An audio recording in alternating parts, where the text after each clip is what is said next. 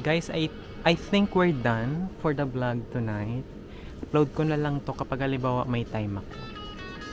Usually naman by this week, i-upload ko na to agad. So, ito mga collagen na iniinom sa isang bottle. 825 yen.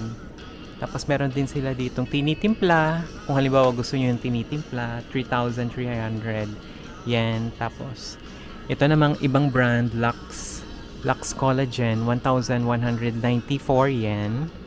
Ganon din, meron din sila mga tablet, mga tinitimpla, 3,980 yen. Yan, mga premium collagen, pampaganda, pampabata, pampakinis, ganon. Yan.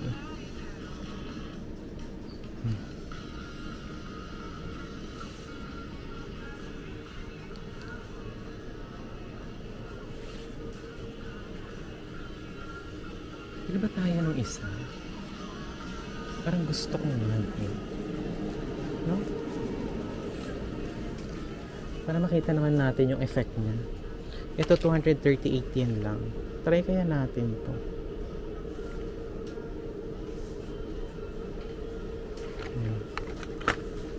Try natin yan. And that's it for today, guys. Thank you so much for watching the vlog.